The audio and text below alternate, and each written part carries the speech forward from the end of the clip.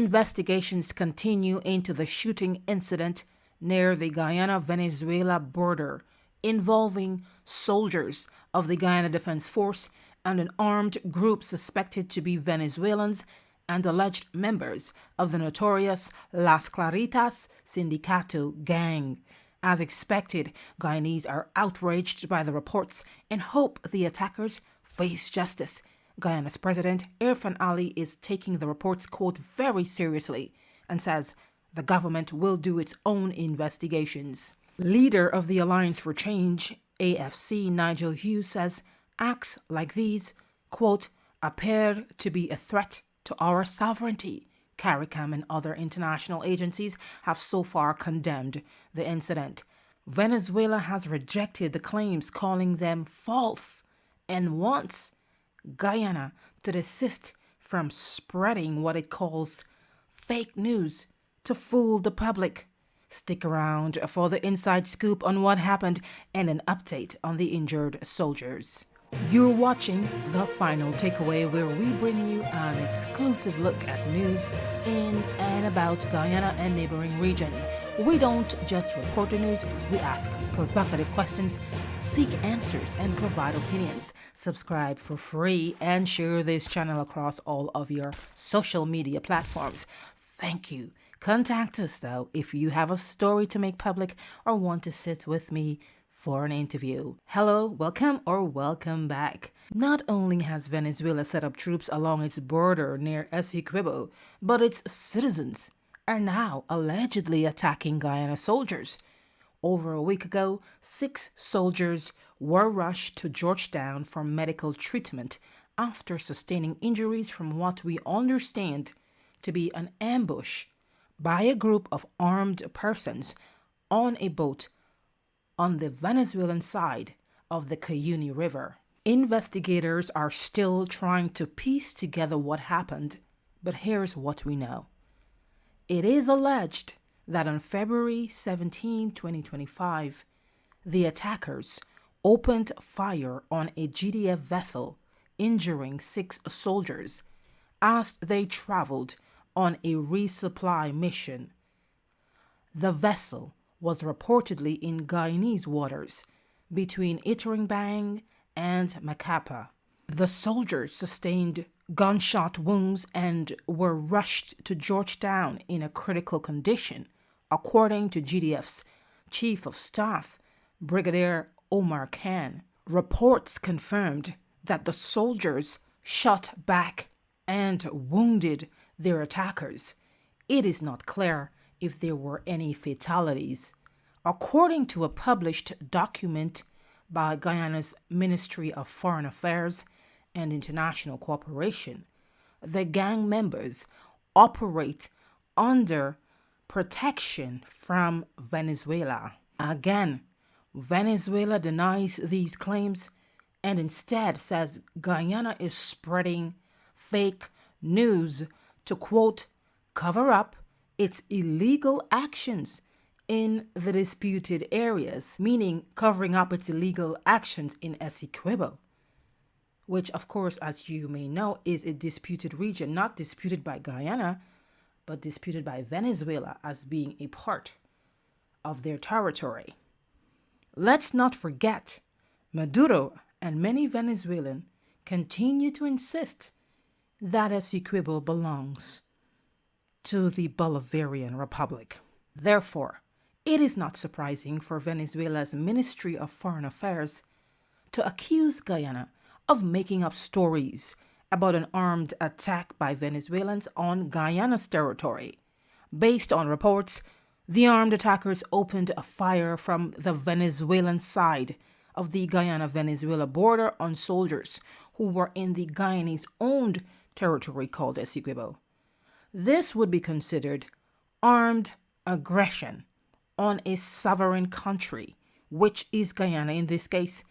Incidents like these can spark military action or retaliation from either side. By accusing the GDF soldiers of attacking Venezuelans in Essequibo, a territory Venezuelan claimed to be its own, the Venezuelan army can justify a military response. It's like manipulating a situation to cause conflict, responding with armed force, and then justifying it by saying Guyana attacked first. These two countries are currently locked in an argument over who owns Essequibo. Things grew more tense between the nations since President Nicolas Maduro declared Essequibo a Venezuelan state and is currently making plans for a governor to run Essequibo. Again, calling the shootout fake news is a way to deflect and shift the blame by accusing Guyana of attacking individuals on Venezuelan territory. Peddling this narrative puts Venezuela on defense and can be used as an excuse to launch a military attack on Guyana under the pretense of protecting its own country. Now, everybody and their mother knows that Essequibo is a part of Guyana. The only person who hasn't gotten the memo yet is Nicolas Maduro. The Bolivarian dictator is trying to take Essequibo by force and make it a part of his country. This is despite Guyana having legal power and control of Essequibo over 100 years now. This is based on the 1899 Arbitral Award. There is no doubt that the border controversy has grown more tense ever since Maduro took office. He came to power with an axe to grind. But regardless of who shot who first and the exact location of the incident, the armed clash will likely create more tension between the two South American nations. Earlier on, the Minister of Foreign Affairs and International Cooperation, Hugh Todd, discussed the matter with Venezuelan ambassador to Guyana, Carlos Perez. Shortly after the incident, Minister Todd noted that, quote, Venezuela is responsible for any harm caused to Guyanese by anyone in Venezuelan territory and should, quote, eliminate the presence of Venezuelan criminal gangs in the border region. So far, Venezuela refuses to condemn the attack. Guyana Foreign Affairs Minister says Venezuela's failure to act makes it an accomplice to the alleged crime. He warned, quote, Guyana will not hesitate to fully exercise its rights under international law to hold Venezuela accountable. Well, we don't know what that means. Is he threatening retaliation with armed force? Is he saying that they will bring the matter to the International Court of Justice, the legal body that is responsible for helping to have the parties work out their differences? Meanwhile, AFC leader Nigel Hughes accuses the government of keeping the opposition parties in the dark. Hughes says the government failed to report or discuss the shooting incident with the opposition parties, calling the alleged attack on GDF soldiers, quote, very, very disturbing. Hughes pointed out that, quote, these are matters of grave national importance on which there is no difference between the political parties, both in and out of parliament, in terms of the protection of our sovereignty.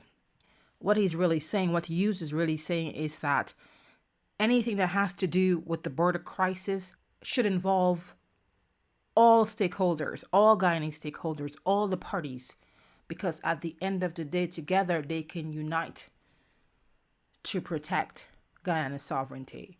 And that it doesn't matter who's in power, that the Guyana-Venezuela border crisis or controversy or conflict or quarrel is an issue that concerns all Guyanese. Guyana feels that Venezuela is poking the bear, especially since Maduro became president.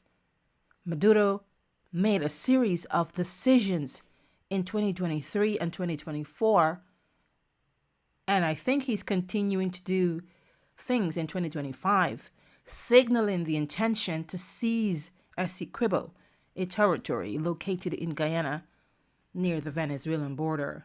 Two major events include adding Essequibo to a so-called new Venezuelan map and passing a law in 2024 to seize the territory. Venezuela is currently in the process of selecting a governor to run Essequibo the territory that Venezuela calls Guyana Essequiba.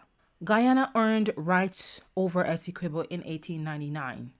No local or international law has changed its rights to sovereignty over the territory, which, by the way, is rich in mineral resources, including the coveted crude oil. In fact, the Maduro government ramped up its claims to Essequibo only after Guyana started drilling oil in areas Venezuela claims as theirs.